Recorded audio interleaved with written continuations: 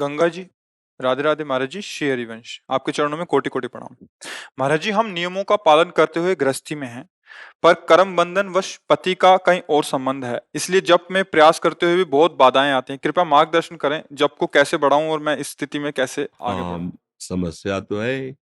और ये समस्या अज्ञान के कारण बहुत बढ़ रही समाज में हमारे, क्योंकि ये जो बॉयफ्रेंड गर्लफ्रेंड का रिवाज चल रहा है ना। ये समस्या ही समस्या है। बच्चों को नजर नहीं आ रही ये बात। मान लो ये तो कामाशक्ति के कारण आगे बढ़ती, लेकिन आज हमारे संस्कार ही यही डाले जा रहे हैं। जिसे आप समस्या कर, वही संस्कार डाले जा रहे हैं। आप बोलो, एक लड़का कई बच्चियों से, एक बच्ची कई बच्चों से, क्या जीवन उनका होगा? क्या जीवन होगा? उनको तो पता नहीं कि इसका परिणाम क्या होता है, बेविचार का परिणाम क्या होता है। उनको पता नहीं। बच्चे खिलवाड़, वैसे ही इंद्रियां विषयों की तरफ आकर्षित होती है और छूट मिल गई। एक वर्ष हम जैसे बच्चे मिलते हैं, तभी हमारे तो समय में था ही नहीं, ना मोबाइल था और ना ये रिवाज थी। पवित्रता, धर्म, मर्यादा, ऐसा नहीं। हम भारतवासी, हम कोई विदेशी नहीं है। हम भारतवासी, जहां धर्म की प्रधानता होती है। अब सोचो, वो बच्चा 10, 12, 15 वर्ष की अवस्था में ही बेविचार दोष से युक्त हो गया। उसके मित्र से होता है, तुम्हारा क्या बॉयफ्रेंड है? बोले उससे ब्रेकअप हो गया है, उससे अब हो। ये क्या, इसे क्या कहते हैं? बेविचार। इसका स्वरूप क्या आता है? वो लड़का कितनी गर्लफ्रेंड के है। एक लड़का मिला जो परमार्थ संबंधी प्रश्न किया, फिर उसके ब्रह्मचर्य पर दृष्टि गई तो उसने कहा 9 गर्लफ्रेंड है। 9 जगह वे विचार कर रहे हो और बात अध्यात्म की तुम कर रहे हो। आप बताओ क्या संस्कार होंगे, क्या संस्कार होंगे? अब जब उन बच्चों और बच्चियों का ब्याह होगा तो पातिव्रत धर्म से रहेंगे। अगर अपनी इंद्रियों को संयम में नहीं रखोगे तो ये दोष होगा ही होगा। हम आपको एक घटना बताते हैं। भ्रमण के समय सब, जैसे बहुत सुंदर परिवार चल रहा था। एक बच्ची थी, 2, 3 वर्ष की, बच्चा होगा 5, 7 वर्ष का। बहुत सुंदर, मतलब सुशील परिवार। अब विष आ रहा है उनके घर में। पहले का बॉयफ्रेंड पत्नी का, अभी तक तो प्रवेश, अब आया। दोनों मिले, क्योंकि पूर्व प्रेम था। तो कहा पति ड्यूटी में गए, वो आते होंगे। बोले आप कह देना हमारे कजन है। और हम भी कह देंगे कि हाँ हमारी आवश्यकता है इस शहर में, तो कहो तो हम किराए में रह लें, आपको किराया दे दें, या कुछ दिनों के लिए आप। ऐसा ही नाटक किया। वो सीधा आदमी जब पत्नी कह रही कि हमारे परिवार के हैं, हमारे भाई लगते हैं, बच्चे उनको मामा कह रहे हैं, वो झुक के पैर छू रहा कि आप हमारे बानोई हो। लगता है यार कि क्या है, अगर महीना 15 दिन के बाद से आप रह लीजिए, किसी कार्य का वो बहाना बना के। ठीक। वो अर्थ ऐसा कमाता था, एक नौकर रखता था भोजन बनाने के लिए, पत्नी को असुविधा न हो इसलिए भोजन सब।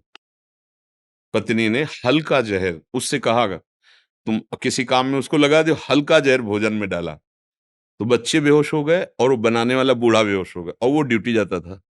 दोनों बच्चों को उठाया और थोड़ा ऊंचा एक पर्वत जैसा था, उससे जाके पटक दिया। दोनों बच्चे मर गए। इसके बाद लौट के आई, रिपोर्ट लिखाई कि मेरे बच्चे को ये जो मेरा काम करने वाला आदमी है ये गायब कर दिया। अब उसको जब चेतना दिलाई गई तो उसका कहा बच्चे कहाँ हैं? बहुत पिटाई। अब वो तो उसने कहा साहब मुझे ये पता नहीं कि बच्चे कहाँ गए, पर ये पता है कि आज मुझे भोजन बनाने की सेवा जो थी वो नहीं दी गई और भोजन पवाया गया। इसके बाद मुझे कुछ पता, तब उनके दिमाग में ये बात दौड़ी कि कुछ तो गड़बड़ है।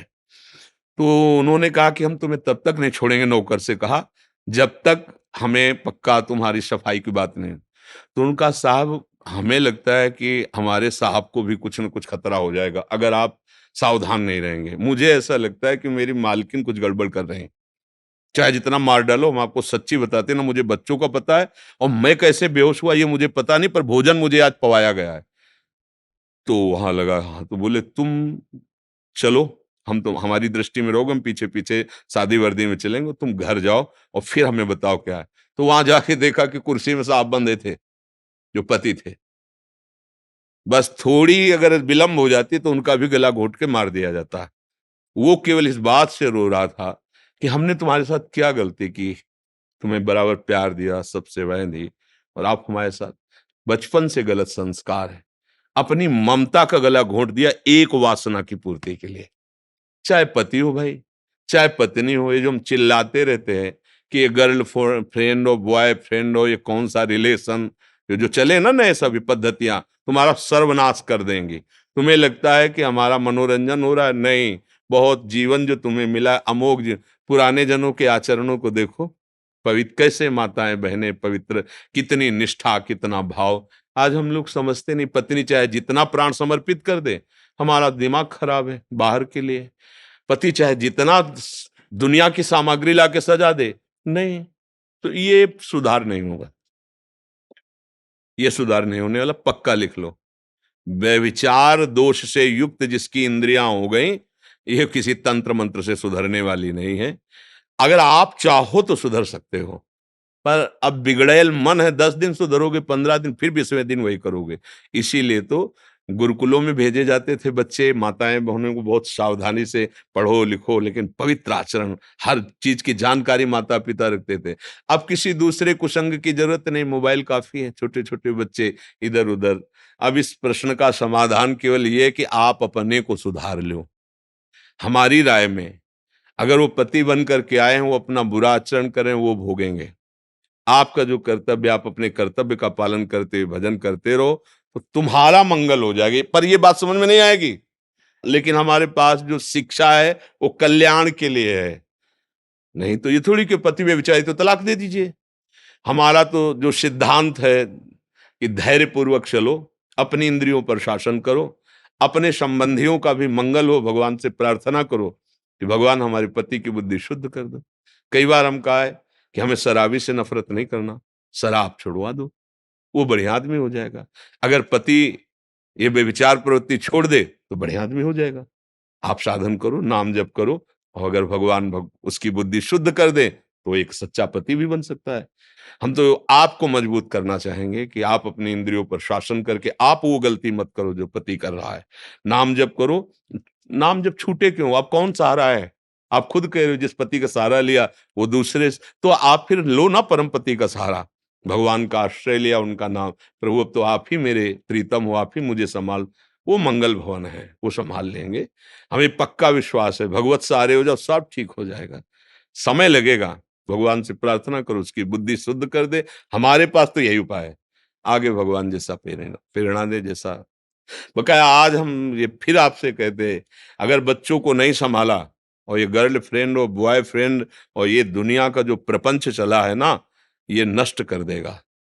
मतलब हमारी सब जो धर्म मर्यादाएं सब छिन्न भिन्न हो जाएंगी, सब नष्ट हो जाएंगे। ये कलयुग की चाल है, और कोई सुविधा नहीं है। ये केवल भ्रष्टाचार बढ़ाने की बातें हैं। ये हमारे देश में ऐसा नहीं होता।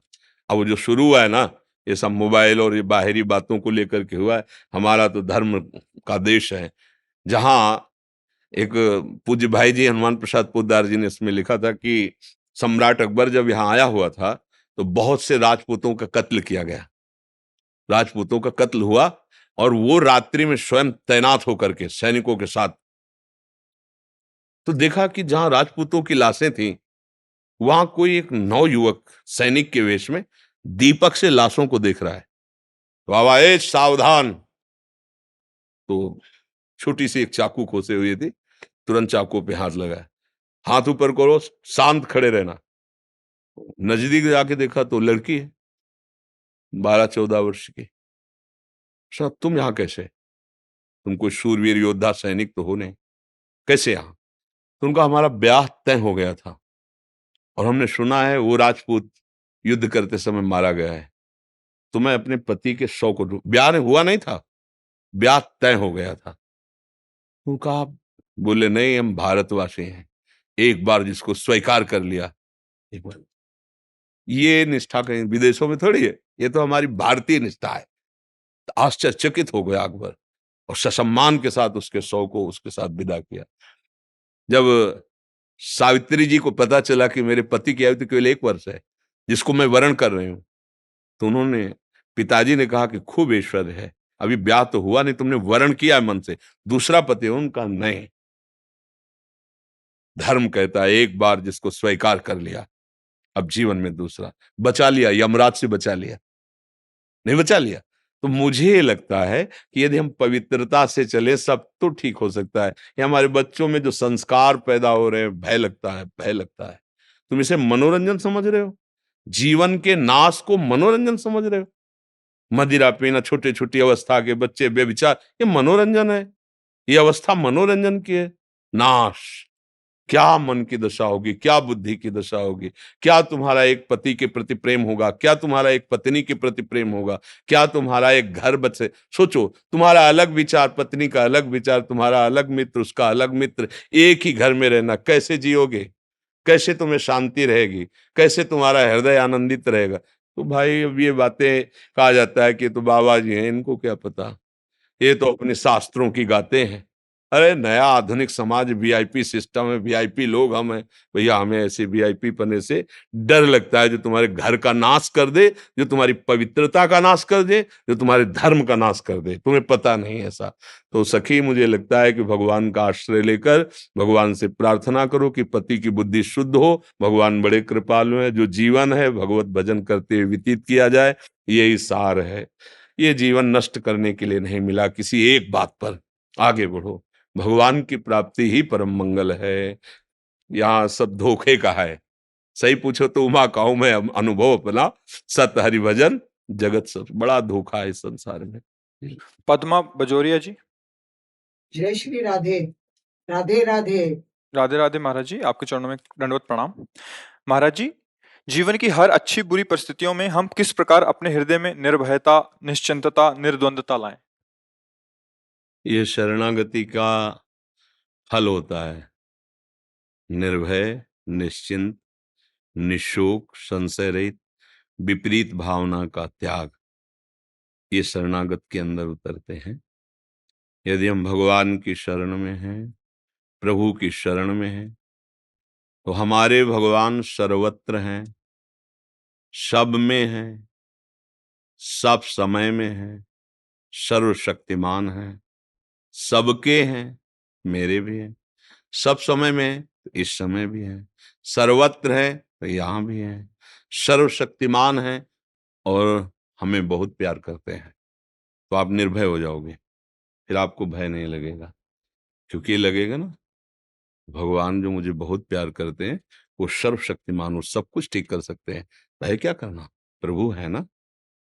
बिल्कुल आश्चर्य में आपको निर्भयता प्राप्त होगी यदि ये बात समझ जाए।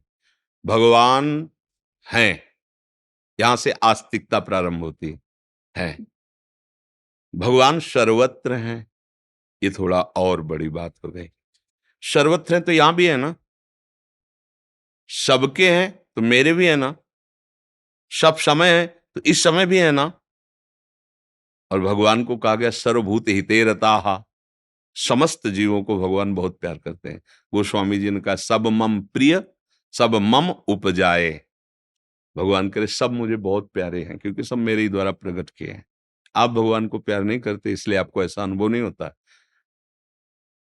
जीव ही ये बात आपकी समझ में आएगी कि अनंत माताओं जैसा प्यार भगवान मुझे कर रहे हैं और वो बहुत सामर्थ्यशाली हैं और वो मेरे पास हैं और वो मेरे हैं। अब भय किस बात का? इसका जहां आपके अंदर बात आई तो देखो 5 वर्ष के प्रहलाद जी, कोई भय नहीं, क्योंकि ये बात कहाँ है तेरा भगवान? तो कहा इस तलवार में भी है, आप में भी है, जिस खंभे में बांध रखा है इसमें भी है। अच्छा तो खंभे में है भगवान? हाँ है। तो घूंसे का प्रहार किया हिरण्यकश्यप ने, तो ऐसी दहाड़ हुई कि मूर्छित होकर गिर गया। और भगवान का वो अवतार हुआ जो कहीं लिखा पड़ा नहीं शास्त्रों में, नरसिंह वपु, भयानक स्वरूप।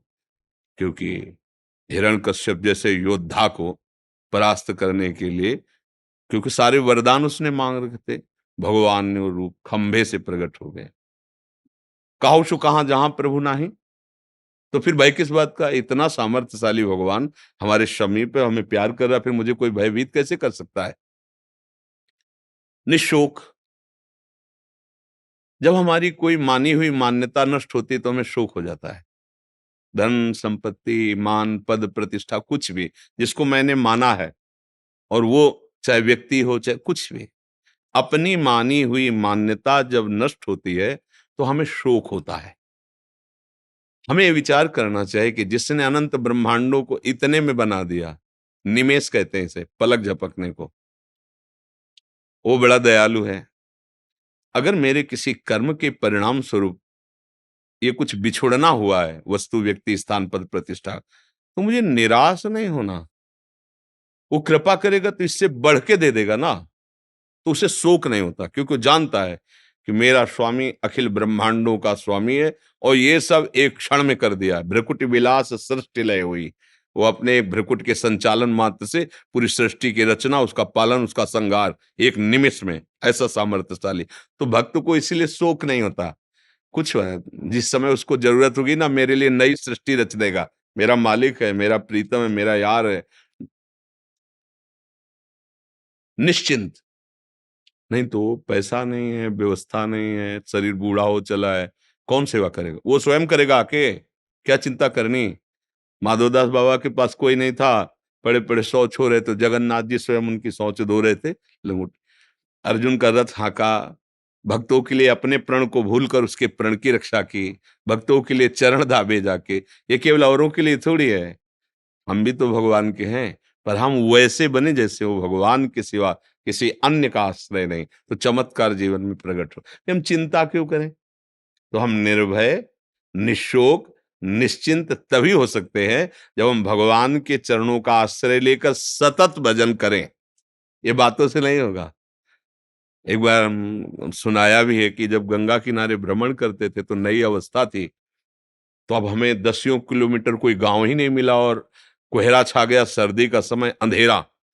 तो नई अवस्था थी, तो थोड़ा मन में कि अब जैसे गांव नजदीक कोई हो तो मंदिर में रुक जाए जाके, या गांव का आश्रय लेकर किसी लता के नीचे, पर है ना कि गांव के नजदीक है। मन बहुत बेईमान होता है, धोखा दे देता है। भय सा लगा कि आसपास पता नहीं कहाँ गांव है, नहीं है, कैसा अंधेरा, ऐसा कोई मंदिर नहीं दिखाई दे रहा कि कहीं किसी आश्रम में चले जाएं। तो दूर हमको एक प्रकाश सा दिखाई दिया, जैसे वो गंगा किनारे वो खेती करते हैं ना, तरबूज आदि की, तो ऐसा आभास हुआ। हिम्मत आ गई कि शायद वहां कोई है। बहुत अंदर ग्लानि हुई कि अरे, भगवान पास है, उनका भरोसा नहीं। वो दूर एक लालटेन या टॉर्च जगा रहा है कोई, तो मुझे उसका भरोसा, जो मुझे बिल्कुल देख नहीं पा रहा, जान नहीं रहा। अरे मन, जो भगवान मेरे पास है उनका भरोसा नहीं, उस दूर जो अपरिचित है, पता नहीं वो मेरी बात सुने कि ना सुने, उसका भरोसा कर लिया। मन को डांट लगाई कि अरे तू कैसा है, हमारे साथ भगवान चल रहे हैं, उन्होंने हमको इस मार्ग में चलाया, उनकी तरफ तेरा विश्वास नहीं, तो घबराहट पैदा करा रहा है। और एक दूर आदमी टिमटिमाहट कर रहा है प्रकाश का, चाहे लालटेन हो या टार्च हो, तो मुझे भरोसा हो गया वहां कोई है। हमारा मन क्या होता है, प्रगट में जगत का आश्रय लेकर के वो हर्षित और शोकित होता रहता है। भगवान के आश्रय की बात तो हम करते हैं, लेकिन अंदर से आश्रय नहीं, तभी हमें भय लगता है। और अगर अंदर से, तो 5 वर्ष के बालक प्रहलाद जी हैं, चरित्र पढ़ के देखो कितने निर्भय हैं। अपना, उनके पिता ये हिरण्यकश्यप और त्रिभुवन पति पद पे, और ऐसे बात करते हैं, दैत्यराज, ये जो मेरी बुद्धि भगवान में लगी, पढ़ाने लिखाने से नहीं लगती, ये किसी के सिखाने से नहीं हुई, ये महात्पाद रजोभिषेकम, भगवत प्रेमी महात्माओं के चरण रज के प्रताप से दौड़ रहे हैं।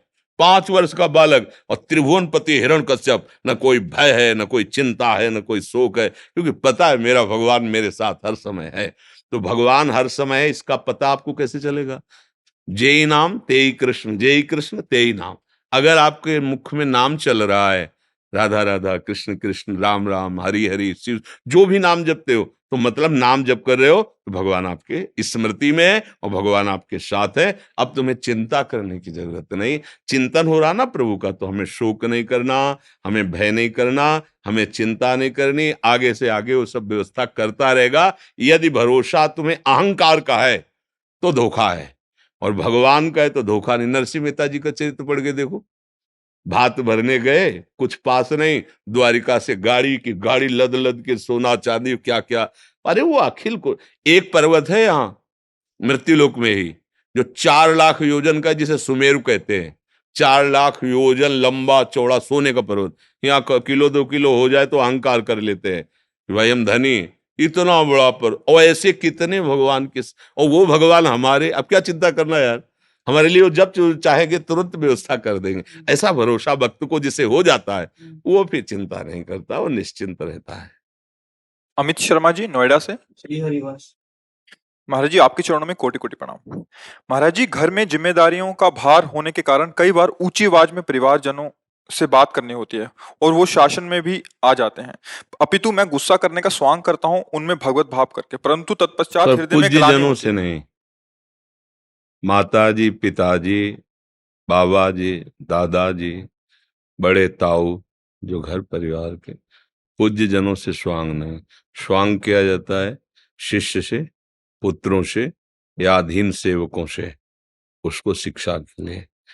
अभी देहाभिमान नष्ट नहीं हुआ है, इसलिए वो स्वांग ज्यादा देर टिकेगा नहीं। असलियत में अहंकार स्फुरित हो पड़ेगा और वो क्रोध रूप धारण कर लेगा, क्योंकि जब जीवन मुक्त महापुरुष होते हैं उनको ये अधिकार है। नहीं तो व्यवहार काल में बहुत सावधानी रखते हुए, जैसे पुत्र है, सेवक है या शिष्य विद्यार्थी है, तो उसको ऐसे, लेकिन गुरुजनों से नहीं, माता पिता बड़े बुजुर्ग जनों से सभ्यता और नम्रता से बात करे, सोई तो मनुष्यता है। फिर दैवी भावना तो और ऊंची भावना है, फिर तो भगवत भाव सब में हो जाएगा। पर कम से कम अपने पूज्य जनों के प्राप्त कर दे, उसमें शासन जरूरी है। फिर ये तो अपराध वृत्ति है। अपने माता पिता को शासन मिले, अपने पूज्य जनों से कड़वा और कठोर वचन बोले, और अपने को कह दे कि मैं बुद्धिमान होकर केवल काम बनाने के लिए नाटक कर रहा हूं, नहीं, ये अधर्माचरण है, इसे नाटक नहीं कहते। समझ पा रहे हैं आप? सलोनी मेहरा जी अमृतसर से। राधा वल्लभ श्री। आदरणीय सदगुरुदेव भगवान आपके चरणों में कोटि कोटि नमन। महाराज जी आपकी और श्री जी की असीम कृपा से पूरे अधिक मास में धाम वास करने का सौभाग्य प्राप्त हुआ है। इस पूरे महीने में मैं किस तरह सदुपयोग करूं कि ये समय मेरा भागवतिक मार्ग पे प्रशस्त हो, और इस समय को मैं अपने क्या क्या ग्रंथ पढूं और क्या दिनचर्या बनाऊं, महाराज जी आप कृपया करके मार्गदर्शन करें। वृंदावन धाम है, कुछ नियम ले लेने चाहिए। अगर एक टाइम भोजन पाने से हमारा चल जाए तो एक महीना में कोई मृत्यु थोड़ी हो जाएगी। एक टाइम अच्छे से भोजन पा ले, थोड़ा शाम टाइम थोड़ा दूध ले ले, फलाहार कर ले, भोजन पहले, पहले भोजन तभी साधन बनेगा। इसके बाद सबसे बड़ा नियम है, यहाँ किसी की निंदा नहीं करनी, कोई ग्रामीण संसारिक चर्चा नहीं करनी, जितना बन सके नाम जप करो। और ये राजधानी है श्यामा श्याम की, जय जय वृंदावन रजधानी, जहां विराजत मोहन राजा, श्री राधा महारानी। तो हम उनके अनुचर हैं, दास हैं, तो हम उनका यश गावें। श्रीमद चतुरासी जी, श्रीमद राधा सुधा निधि जी, श्रीमद 42 लीला जी, केलीमाल जी, ऐसे हम रस ग्रंथ, प्रिया प्रीतम को अद्भुत सुख मिलता है जब उनकी ये रसमय नित्य विहारमय लीलाएं हम गाते हैं। थोड़ी देर कोई साथ हो तो यमुना जी के पावन तट पर बैठे मंत्र जप करे, यमुनाष्टक का गान करे। शरीर में सामर्थ्य हो तो रोज वृंदावन की परिक्रमा लगा ले, ना सामर्थ्य हो तो एक बार परिक्रमा लगा के मानसिक परिक्रमा रोज लगा ले। सत्संग सुने, साधु संग करे, यही परम लाभ है। यहाँ दोष दर्शन न करे, सबसे बड़ी सावधानी है। अपने को भगवत प्राप्ति के मार्ग में यदि बढ़ाना है तो धाम में या कहीं सृष्टि में किसी के दोष दर्शन न करे। अपना हृदय पावन करके प्रभु को जागृत करना है, प्रभु को प्रकट करना है। यहाँ यहीं पर पर्दा लगाए हैं। अगर हम दूसरे की निंदा करेंगे तो वो दोष हम में जागृत हो जाएगा। धाम की बड़ी महिमा है, बिना प्रयास के ही भगवत प्रेम प्रदान करने की सामर्थ्य रखता है। पर यदि यहाँ वैष्णव जनों की निंदा हो जाए, किसी की भी, यहाँ सब वैष्णव ही है, तिलक लगाए हो या न लगाए हो, वैष्णव धाम में है, सब वैष्णव जन ही है। जैसे कैसा भी गंदा नाला हो, सुरसरी मिले सो पावन कैसे, गंगा जी में मिल जाए तो गंगा के समान ही हो जाता है।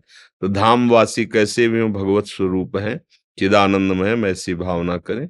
और नाम अधिक, नाम को पकड़ लो, चलते फिरते उठते बैठते यदि नाम चलता रहा तो सब माया की वृत्तियों का अपहरण कर लेगा। और नाम नहीं है तो माया सब भागवतिक वृत्तियों का अपहरण करके अपना तांडव कर सकती है। उसका बड़ा प्रचंड स्वरूप है। नाम के आगे उसका बल नहीं चलता। जिस महाभागवत की जिह्वा पे निरंतर भगवान नाम चलता रहता है, उसे कोई परास्त नहीं कर सकता। नाम छूटा तो फिर विपत्ति है। का हनुमंत विपत्ति प्रभु सोई, जो तो सुमिरन भजन न होई। अगर सुमिरन भजन नहीं हो रहा तो फिर माया इतनी प्रचंड है कि आप जान ही नहीं पाएंगे कि हम माया में घसीट रहे हैं। वहां मना कष्टान इंद्रियाणी प्रकृति स्थान करसती, इसे कोई रोक सकता है तो भगवान की शरण में होकर उनका नाम जप करते हुए। बहुत बढ़िया है। किसी भी प्रकार से 1 दिन 2 दिन 3 दिन महीना भर अगर वृंदावन वास हो रहा है तो लाडली जी की बड़ी कृपा है। बस कोई अपराध न बने, खूब नाम जप करो, बड़ी कृपा है। वृंदा जी, श्री हरिवंश महाराज जी मेरी मम्मी कहती है कि प्रिया प्रीतम चिदानंद में है। चिदानंद में दे क्या है महाराज जी, इसका क्या पहले राधे श्याम जपो, फिर समझ में आ जाएगा। ठीक है ना? पहले राधे श्याम जपो। ये राधा नाम ये चिदानंद का परिचय देगा। अभी हम लोग बच्चा पांच भौतिक शरीर, पांच भौतिक रचना को देख रहे ना, तो चिदानंद कोई धातु थोड़ी है। जैसे किसी भी यंत्र में आज तक ताकत नहीं हुई है कि जीव के स्वरूप का कहीं भी कोई भी चित्रण कर सके। जैसे एक्सरा में है ना, अल्ट्रासाउंड में है, सीटी स्कैन में है, तो स्थूल शरीर का हो सकता है। सूक्ष्म शरीर और स्वभाव की पकड़ भी अध्यात्म से ही होती। फिर स्वरूप, जो हमारा स्वरूप है, कोई आज तक ये यंत्र ऐसा नहीं बनाया किसी भी वैज्ञानिक ने जो हमारे स्वरूप का परिचय है। तो कोई, अगर हमारी जानकारी शायद ना हो तो आप लोग बताओ, कोई ऐसा अमेरिका देश विदेश कहीं ऐसा कि उस विज्ञान में ऐसी शोध की गई है कि वो ऐसा जीव का स्वरूप है। जितने भी चित्रण किए जाएंगे तो इस पांच भौतिक शरीर के ही किए जाएंगे। वहां तक अध्यात्म की ही पहुंच है, दूसरे की पहुंच नहीं। निरंतर नाम जप करे, चाहे बड़ा हो चाहे छोटा, है शरीर है। मान लो अभी कहते कि बच्चा है, तो बच्चा शरीर है, वो तो बहुत पुराना भगवान का अंश है जो उसमें बैठा हुआ है। वो नित्य सच्चिदानंद भगवान का अंश है। खूब नाम जप करे। नाम जप से क्या होता है, हमारे सब यंत्र पवित्र हो जाते हैं। जब पवित्र होता है तो गलत आचरण बंद हो जाता है। जहां गलत आचरण बंद हुए तो हमारा जो स्रोत है आनंद का, वो खुल जाता है। अभी हम क्या है, आनंद के अंश कणों में भ्रमित हो रहे हैं। जैसे बहुत प्यासा हो और ओस चाट कर प्यास बुझाने, तो भला बुझेगी क्या? तो ये जो भोग हैं ये ओस कण हैं आनंद के, ऐसा। और जो हमारा स्वरूप है सहज सुखदासी, वो स्रोत जब, तब फिर न कोई चाह न कोई, तब फिर चिदानंद का परिचय होता है। तो अभी खूब नाम जप करे, माता पिता की आज्ञा में रहे, राधा राधा राधा राधा, राधे श्याम राधे श्याम। फिर आगे चलकर धीरे धीरे भगवान समझा देंगे चिदानंद क्या होता है। जी सूरज कुमार जी, राधे श्याम। हरे कृष्णा महाराज जी, आपके चरणों में कोटि कोटि दंडवत प्रणाम। महाराज जी मैं दुनिया का सबसे बड़ा पापी इंसान हूँ, सबसे बड़ा पाप किया हूँ मैं। अब ऐसा कभी नहीं करूंगा। मैं श्री जी को बोलता हूँ, बस मैं इतना बड़ा पाप किया हूँ कि मुझे माफी लायक भी नहीं हूँ। मैं 1 साल से जाप कर रहा हूँ प्रभु जी, पर भूल नहीं पा रहा। बार बार उसी बात की याद आती है। कभी कभी सोचता हूँ प्रभु जी कि मैं शरीर त्याग दूं, पर सोचता हूँ कि एक दिन दुर्गति हो जाएगी। ये मूर्खता है। शरीर त्यागने की जरूरत नहीं है, शरीर राग त्यागने की जरूरत है। शरीर तो ये चाहोगे दूसरा नीच योनि मिल जाएगी, बख्शे थोड़ी जाओगे। शरीर राग त्याग दो तो महापुरुष हो जाओगे। कोई भी अपराध तुम्हें परास्त नहीं कर पाएगा। अगर हमारे पास आए हो, भगवान की कृपा से आए हो, तुम बात मान लो मेरी, तुम बिल्कुल चिंता मत करो। जो अपराध हुआ उसे भूल जाओ। हम कह रहे हैं ना, हमारी बात मान लो। जो तुम तिलक लगाए हो भगवान के दासत्व का है। जो तुम्हें गुरु ने नाम दिया हो, नाम जप करो। और वो पाप जो पीछे जो भी हो गया, हम पूछना नहीं चाहते ना कभी बताना, आज से उसकी सत्ता ही खत्म। तुम उसकी चिंता मत करो। समझ रहे हो हमारी बात? खत्म। जैसे हो गया हमारा ऋण है तो जाओ हम देख लेंगे, तुम आगे चलो व्यापार करो, पीछे का ऋण हम चुका देंगे। आज से तुम्हारे मन में इस बात का क्षोभ नहीं होना चाहिए कि मेरे से पाप हुआ है। खत्म। समझ रहे हो ना मेरी बात? अगर पकड़े रहे तो डबल दंड के भागी बनोगे, क्योंकि जब हम कह रहे हैं तो फिर बात मान जाओ। आज से वो चैप्टर खत्म, आगे वो गलती मत करना। जो गुरुजी ने नाम दिया है खूब श्रद्धा पूर्वक नाम जप करो। नाम जप करते हुए अगर कभी और चूकें हो जाती हैं तो क्यों चूक हुई उसको देखो, उसको संभालो, और जिसके लिए तुम साल भर से जल रहे हो तुम उससे पाप, उसको भूल जाओ। बात माने? समझे हमारी बात? नहीं अभी हो तो अभी साफ साफ उत्तर बताओ। अगर पकड़े रहे तो मूर्खता है, और ये मूर्खता तुम्हें फिर आगे दंड भोगना पड़ेगा। कोशिश करते पर मुझे लेकिन नहीं हो पाता। हम जब कह रहे हैं तो उसे भूल जाओ, कोशिश कर। जैसे हम कहते जाओ यमुना स्नान करो, तो फिर पैरों में सामर्थ्य भी उतनी दी जाती है कि पैर, आज से जब कभी बात हो तो स्मरण करो कि हम किसी के पास गए थे और उन्होंने कहा भूल जाओ, ए मन अब तेरी बात नहीं मानेंगे, खत्म खेल। समझ रहे हो ना? अगर बार बार तुम आज्ञा उल्लंघन करोगे तो फिर ये मन है डिप्रेशन में पहुंचा देगा। ये मन है, देखो आप ही बोल रहे हो कि हमें ऐसा लगता है शरीर छोड़ दें, ये कोई उपाय है? ये कोई उपाय है? पागलपन। बिल्कुल तुम, अगर तुम्हें संतों पे विश्वास है, तिलक लगाए हो भगवान के दासत्व से, तो आज से तुम निश्चिंत हो जाओ।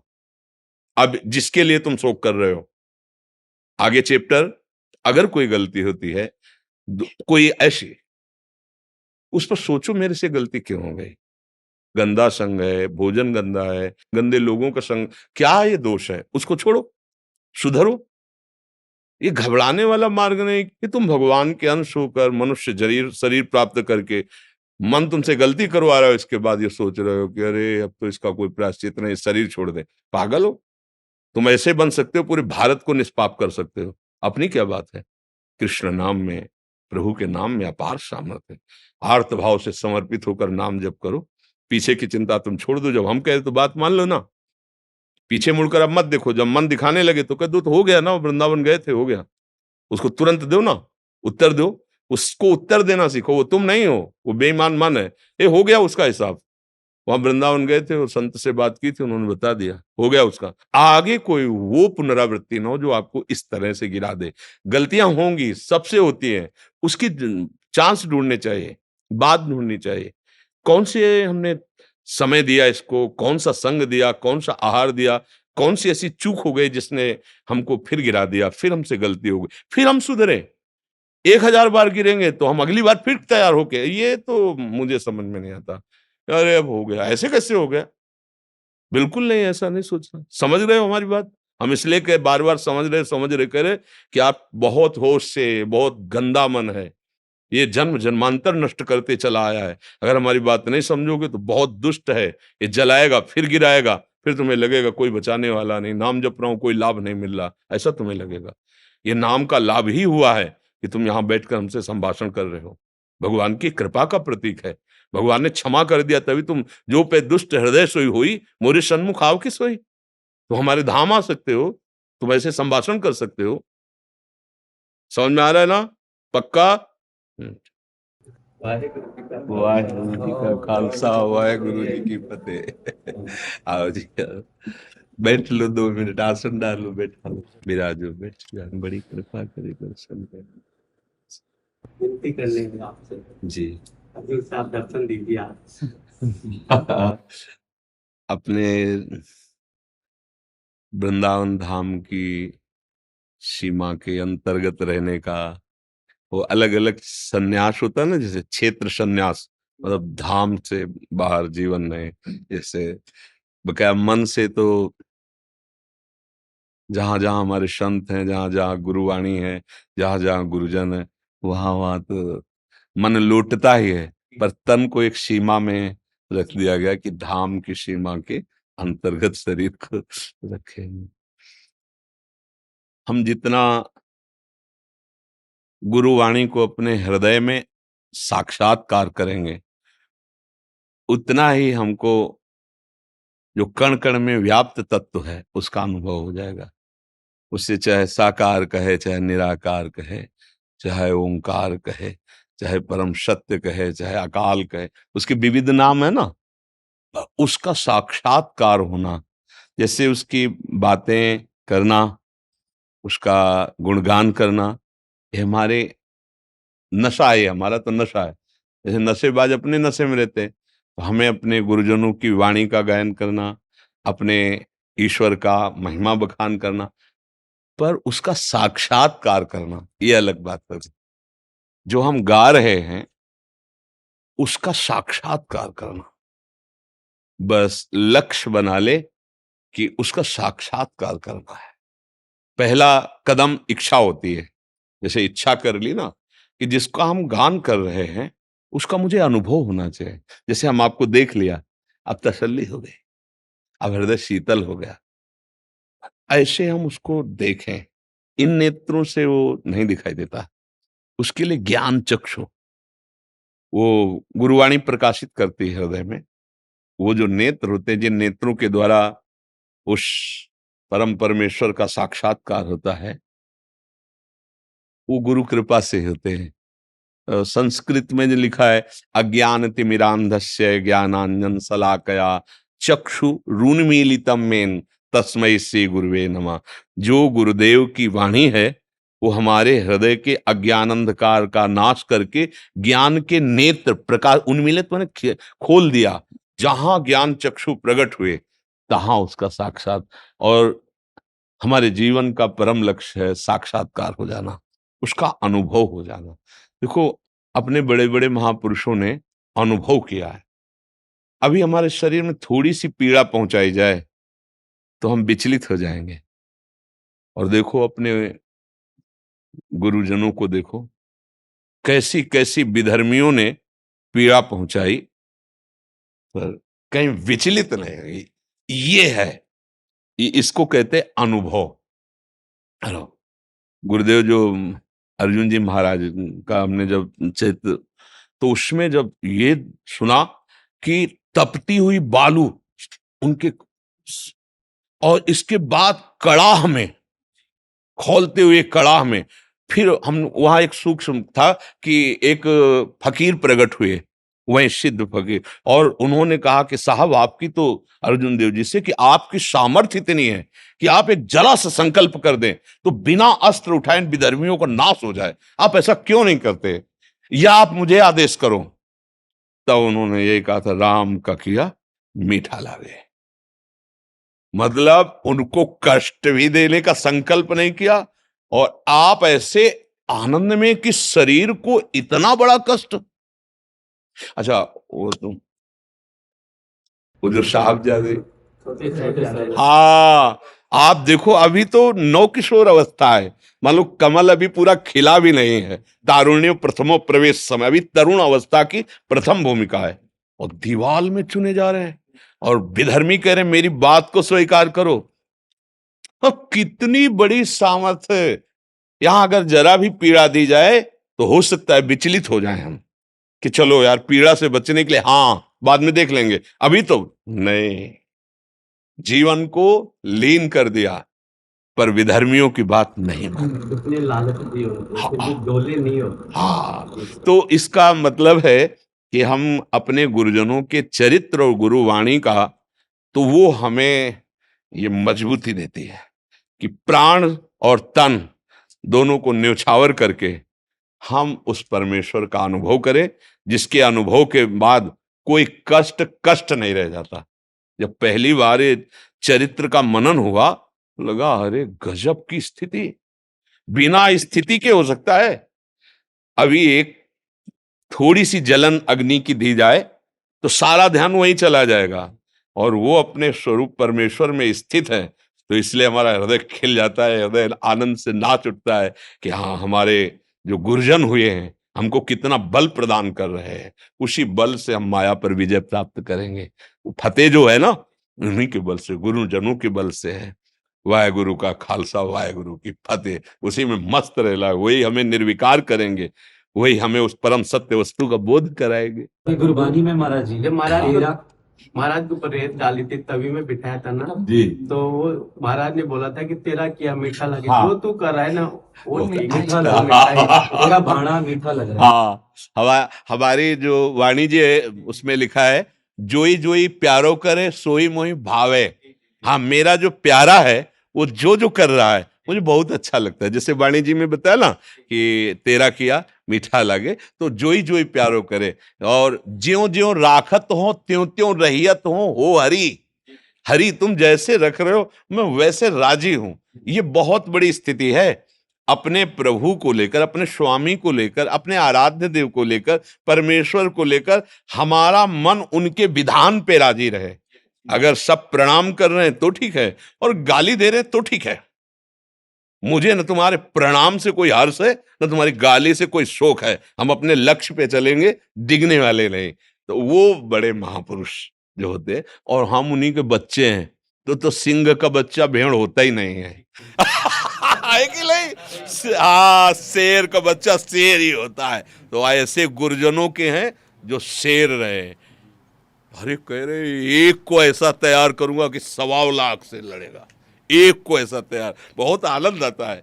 तो वही हमारे अंदर में बैठे हैं। माया के जो लाखों विकार है ना, उन्हीं को परास्त करने के लिए, फतेह करने के लिए गुरु वाणी, गुरु कृपा, और उनका खूब नाम जप, जो दिया हुआ नाम है, और वाणी का गायन करे, और ये दृढ़ निश्चय रखे कि इसी जन्म में मुझे साक्षात्कार करना है। क्योंकि ये लालसा रखने पर ही हम वहां तक आंतरिक गति में पहुंच सकते हैं जहां गुरुदेव पहुंचाना चाहते हैं।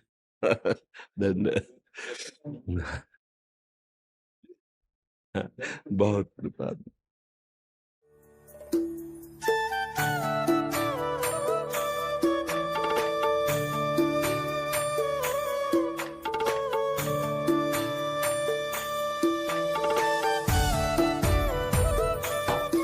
माता जी हमें कोई बात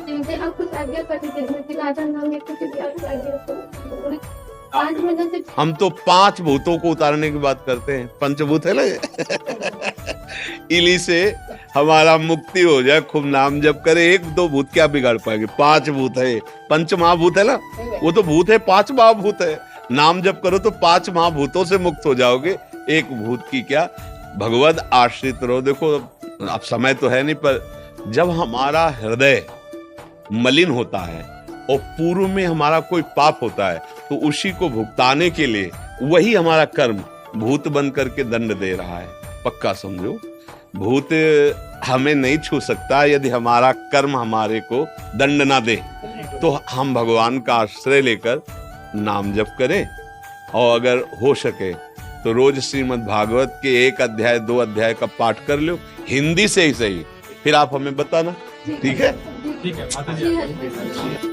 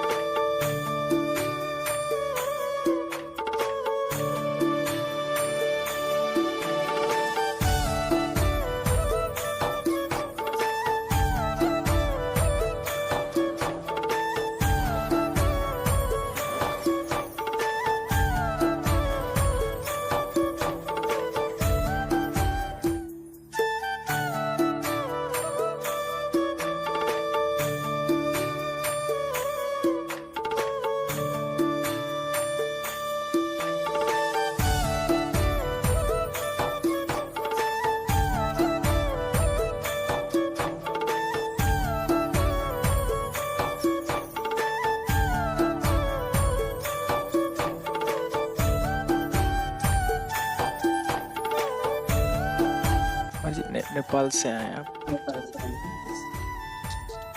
वहाँ गौशाला है महाराज जी, गौशाला। नाम जप करते रहिए, सब हमारे प्रभु के जन हैं। नाम जप करिए, नाम जप ही जीवन का सार है। जितनी श्वासें हैं अपने प्यारे के सुमिरन में जाएं, बस यही खास बात है। कब हमारी श्वास छूट जाए इसका भरोसा नहीं, इसलिए हर श्वास में गुरु प्रदत्त नाम और पवित्र देह तो गुरु प्रदत्त मंत्र। अगर ऐसा लग रहा है कि तो गुरु प्रदत्त नाम तो छूटे ही ना। नाम हमारा जीवन है। नाम से जो वस्तु प्राप्त होती है वो कलयुग का ऐसा प्रभाव की बात समझने नहीं दे रहा। कोई भी साधन नाम की समानता नहीं कर सकता, कोई भी विघ्न नाम जापक को परास्त नहीं कर सकता। नाम भगवान को अधीन करने में समर्थ है। जिसकी जिह्वा पे नाम है, भगवान उसके हृदय से कभी दूर हो ही नहीं सकते। थोड़ा अधिक समय तक जपे तो हमारा थोड़ा मन निर्विकार हो, तभी अनुभव हो जाएगा।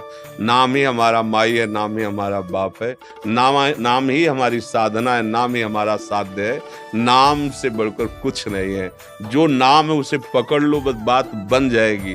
वो बड़ा पुण्यात्मा है, बड़ा कृपा पात्र है जिसको ये बात समझ में आ जाए कि नाम ही सब कुछ है। जिह्वा से वही उच्चारण करो जो गुरुदेव ने दिया है नाम। राम कृष्ण हरि जो नाम दिया है, राधा राधा राधा जो नाम दिया है, वो नाम जप करो, नाम से महामंगल में हो जाएगा। बड़ी कृपा, आप सब संत दर्शन किया, बड़ी कृपा, बड़ी कृपा, बड़ी